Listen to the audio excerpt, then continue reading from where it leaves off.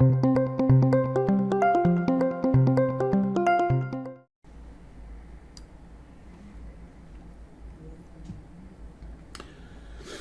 morning and welcome to the webinar for the October's webinar, and we're going to begin here. Our next webinar will be November 7th at 10 a.m. and the topics will be, of course, any updates we've had during the month of October, and we're hoping to be able to show and tell the barcode gun at that point. Okay, so before we get to questions and answers, let's jump right in. We're going to see for the things that have changed. We have a dialogue at the start of payroll calc that we did. We added, so if we go to payroll calculation, there's a start that says we check to see if you have any of the new time cards out there that may have been they may have been approved but never imported. So we'll give you a warning at the beginning of that. I'm not going to show that, but I just want to let you know that that's one of the things we did. Then another thing we did was we added a brand new View My Work screen. I'll quickly go into that. So if we go into View My Work, we can see in here we will load the time cards, and I can view the time cards here for different for the different dates, things like that. So we show a status to see if they're entered or rejected.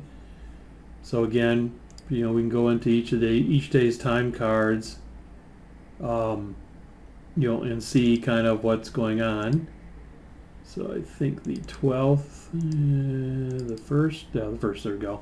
So you can see the 3 different time cards that they've got set up in the system. So view time cards, again, is just you pick the 2 dates, you click load, and you will see the time cards. All right, going back to our list, we have inactive templates. So in the time card templates, we added this new status so we can see if things are active or inactive. So if I make MDOT inactive and we verify we commit the templates. So if I do that and I come through here and I take a look at the MyWorks permissions, in here we will not see, and if I go to templates and I view his permissions and we go to templates, we won't have permissions to that template. MDOT won't show up in our list. As well as if I try to modify the template for him, I won't see MDOT in here either to give him access or to deny him access. Okay, that also talks about another bug that we had. So if I go into here, the unimport time card for payroll has also been new, but I wanted to talk a little bit about the MDOT, because people have been asking about the MDOT a little bit. So our MDOT transition, what's gone on there is if we go back to our tools and MDOT transition, the question I've had was when we come into here, we have the, whether you add the updated, disable the old, and create the new. So hopefully by now you have already added the updated activities so that your employees can do it. We will disable the old when you are done with all the reports and everything for the September contract. And then create the template tree can be done as well. As soon as you do the add updates, you can create the template tree. Now, a bug that we have fixed, but was at one point, was when you created the template tree, it accidentally created it in the time card templates. So if we go back to payroll, we go to time card templates, it accidentally created the tree in the retired area. So you just need to click on here and move that to the active and then commit. And then that way you'll have it. Now the other thing that people have been asking is when do we also set the old time card system? So in the old time card system for the view time card permissions, you need to go to each individual employee and go to their templates and make sure that you, if they have their old state trunk line maintenance, that you remove the old state trunk line maintenance, and then that you add the new state trunk line maintenance down at the bottom as a permission. And you need to do that for each person that would have the state trunk line set up. Make sure they have old, so let's see if I can find one that has a, there you go. So Anthony has state trunk line, so you'd remove that one, and you'd want to make sure you give him access to the new state trunk line. Simple enough, easy enough to go through, just need to go through and do it. So you would do that right away because at the very beginning, but at this juncture you do that kind of right away. So that's kind of how that would work. Going back to our list of changes that we've done, we added a new unimport time card component to our system.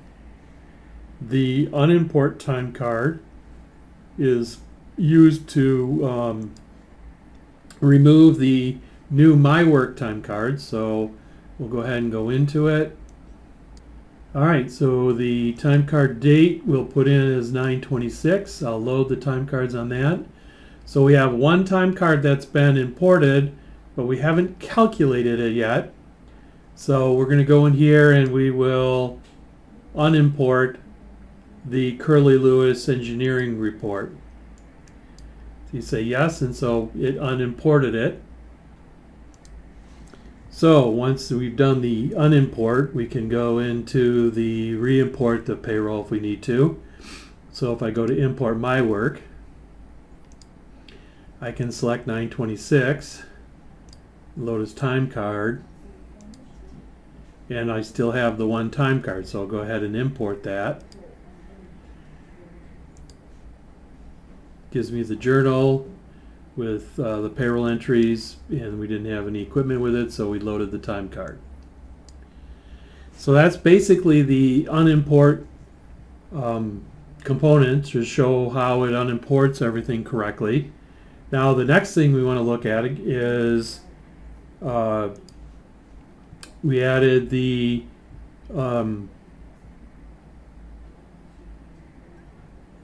inactive, we did the inactive templates, we did the unimport, we added a brand new tool to the system for the being able to in your thing in here to be able to send and generate the file for that is in HR, and that's called the Clearinghouse File.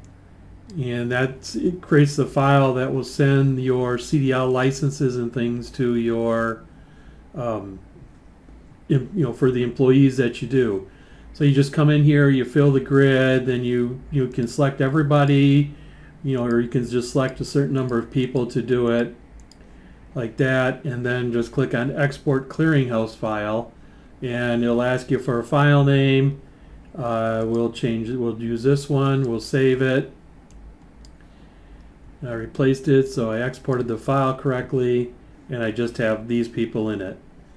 So it's a real straightforward, simple, Excel file that gets generated. Then you can upload that to the federal website that needs the Clearinghouse file to be sent.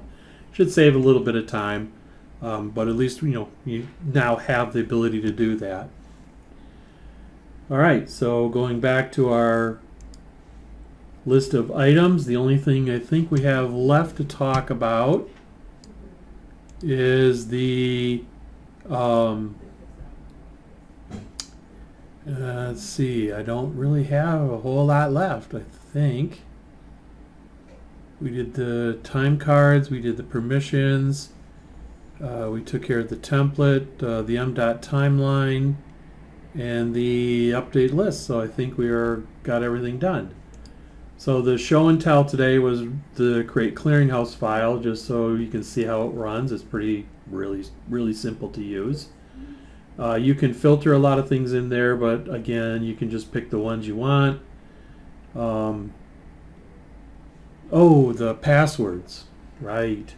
So in Payroll, we did the password piece where we added to the password. So if we go into employee maintenance, you will see down here where we did the locked and the password. I covered that a little bit in the time card thing, but I just want to let everybody know it's here in case you weren't attending one of the new MDOT time cards and what this is about.